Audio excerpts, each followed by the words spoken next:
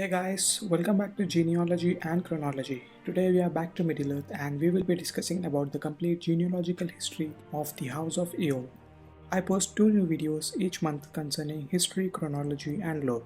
Consider subscribing to my channel and also follow me on Reddit to find the high resolution copy of this poster.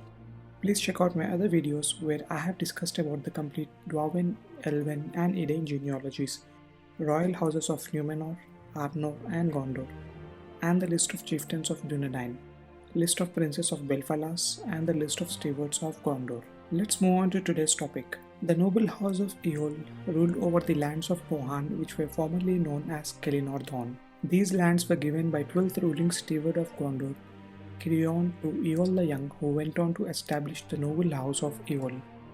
Eol the Young descended from the lords of Eotheed, horsemen of the north, who themselves descended from the royal house of Rovanion, which ruled over Northmen. The Northmen were akin to the House of Hedor. The men from the House of Hedor crossed Ered Luin and settled in Beleriand. The ancestors of Earendil and Elwing were from this house. The Northmen did not cross Ered Luin and stayed behind in Rovanion, and also did not participate in the War of the Wrath. The houses of Edain assisted the Valar in this war, which ended with the destruction of Beleriand. In the first year of Second Age, the people from the 3 houses of Edain removed themselves to Numenor, whereas the Northmen remained in Middle-earth. Not much about the doings of Northmen is known during the Second Age, except that in early Second Age there was an alliance between dwarves and men. The dwarves traded weapons in exchange for goods and services from the Northmen. Again, we do not know anything significant about Northmen until 1200s of Third Age.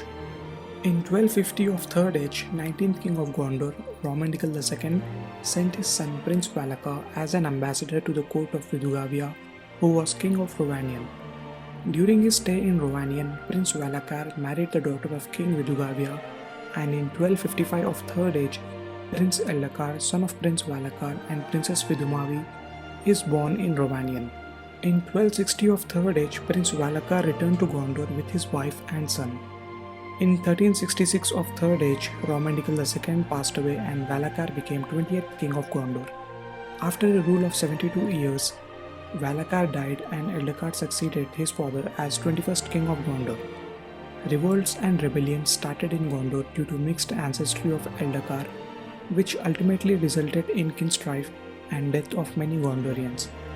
Many in Gondor did not like the noble and high bloodline of Numenorian kings getting mixed with the lesser men.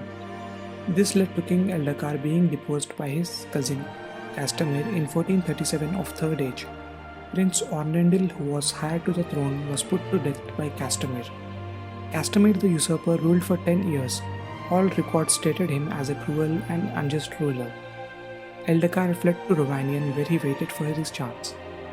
With the help of his kin from Romanian and some Dunedain of northern Gondor, Eldakar reclaimed the throne and he personally killed Castamir the usurper in 1447. Again, not much is recorded about the Northmen between 15th and 19th centuries of Third Age. In year 1856, Battle of the Plains takes place, in which King Narmasil of Gondor and Marhari, lord of the Northmen, pass away. Marhari was a descendant of King Vidugavia, and his son Marvini became first lord of the Eotheed. In 1899, Lord Marvini assists King Talimathar of Gondor in fight against Wain Riders. We know names of 4 more lords of Eotheed who followed Marvini. During the time of Earnil II, who was penultimate king of Gondor, Eotheed joined the forces of Gondor in the Battle of Fornost. In year 2000, 5th Lord of Eotheed, Fram, kills Dragon's Catha and claims the dragon's hoard for himself, because of which Fram was killed by dwarves. Many riches from this dragon's hoard were later brought to Rohan, which also get featured 1000 years later during the War of the Ring. There is again a gap of 500 years in the records of history of the Eotheed.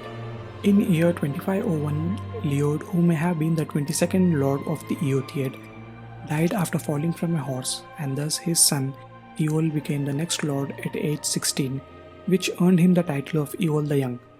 In year 2510, as Gondor was being attacked by orcs and Easterlings, 12th ruling steward of Gondor, Cirion, sent 6 riders to seek aid from the Northmen. Only one among the 6 riders, by name Borodir managed to reach the dwellings of Eotheid and convey the message of Steward. Eotheid answered the call of aid and joined the Gondorian forces in the Battle of Celebrant, and the enemy was defeated. Borodir died in this battle.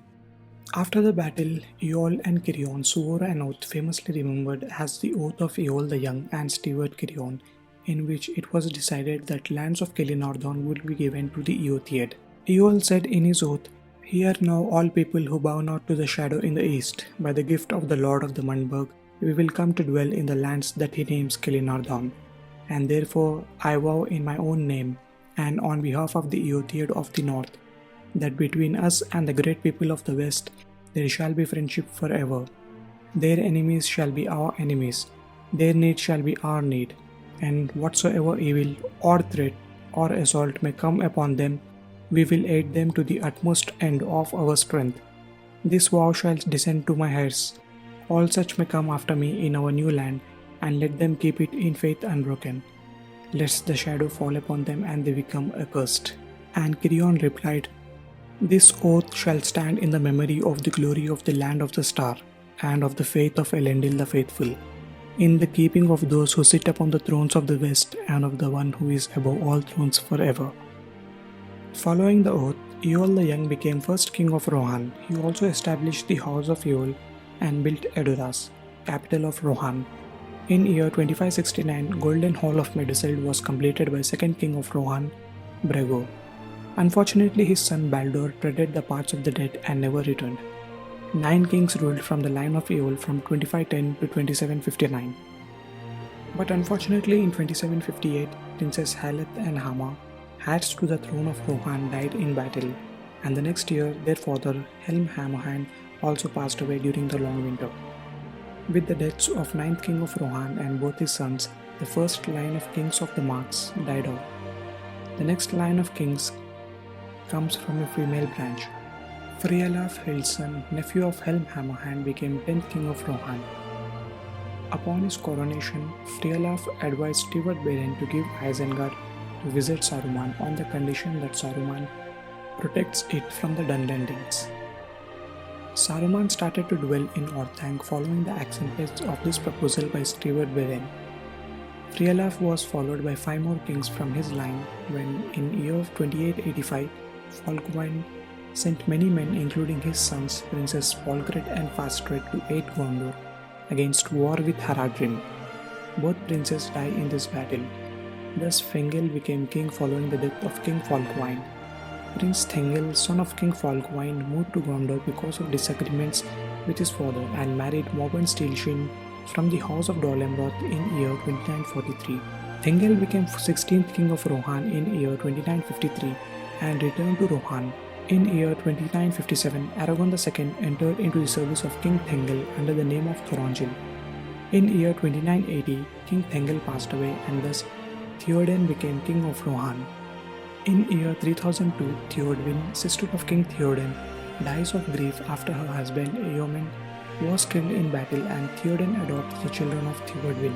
Starting from year 3014, Theoden starts to lose his control of ruling Rohan due to spells of Saruman and treachery of Grima. Now concerning the events of the War of the Ring. When the Fellowship of the Ring was near Path Galen after crossing the Argonath, at that moment Prince Theodred, heir to the throne of Rohan, was slain during the first battle of the forts of Isen. 5 days later, Eomer, King's nephew, meets Aragorn, Legolas and Gimli, who were pursuing Merry and Pippin. Eomer lent 2 horses to Aragorn, Legolas and Gimli. Later, Aragorn meets Gandalf the next day in Fangorn and they set out for Rohan. After reaching Edoras, Gandalf healed Theoden from the spells of Saruman.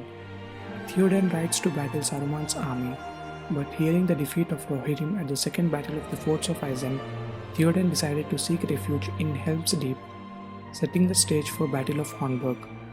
This battle was a victory for Rohan only after Gandalf came with Erkenbrand and 1,000 men from the Westfold. As the armies from Mordor were assembling in Pelennor Fields, 26th ruling steward of Gondor, Denethor II, sends a red arrow through a Gondorian named Hirgon and asks for aid from Rohan. Theoden answered this call of aid and 6,000 Eotheir rode out for Gondor. Battle of Pelennor Fields take place in which King Theoden is slain by the Witch King, thus ending the second line of kings of Rohan. Theoden's niece Eowyn kills the Witch King of Angmar with the help of Hobbit Meriadoc. Eowyn was presumed dead until Prince Imrahil recognized that Eowyn was still alive and sent her to the Houses of Healing, where Eowyn met Faramir, who also was wounded in the battle, and they both fall in love with each other. Eomer was also saved by Prince Imrahil of Dol Amroth during the Battle of Pelennor Fields. Following the fall of King Theoden, his nephew Eomer succeeds him from the third line and joins the last debate with Aragorn, where it was decided that they will ride out to Mordor so that Sauron is distracted and Frodo gets a chance to destroy the One Ring. Eomer accompanied Aragorn II to Mordor along with Gandalf and Prince Imrahil, and he fought alongside Aragorn II until the One Ring was destroyed by Frodo. Eomer later joined the celebrations at Field of Cormellan, and he renewed the Oath of Eol with Aragorn II. He also was present during Aragorn's coronation. 2 years later, in 3021, Eomer married Lothiriel, daughter of Prince Imrahil of Dol Amroth. Later in 4th Age, Eomer served in the Council of Gondor for King Elessar and assisted in defeating remainder of the Orc and Easterling forces still lingering in Middle-earth. Meanwhile, Eowyn married Faramir and they settled in Ithilien, where Faramir was made Prince of Ithilien and Lord of Emin Arnen. Eomer and Eowyn sent gifts to Meriadoc Brandybuck when he was made the Master of the Buckland in year 11 of 4th Age. In year 63 of 4th Age, feeling that his time is near, Eomer wrote to his old friend Meriadoc Brandybuck and asked him to visit one last time. Both Merry and Pippin visit Rohan and Eomer passed away in their company. Eomer was succeeded by his son Elfwine the Fair. In Ithilien, Faramir passed away in year 82 of 4th Age and was succeeded by his son Elboron, who is not just a descendant of the House of Urin, but also a descendant of the House of Eol through his mother and also from the House of Dol Amroth through both his parents. I hope you all like this video of the complete known genealogy of the House of Eol.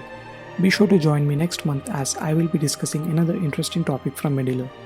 All my posters are freely available on Reddit and Twitter. If you like my work, consider supporting me on Patreon, or you can buy me a coffee by scanning this code. Thank you.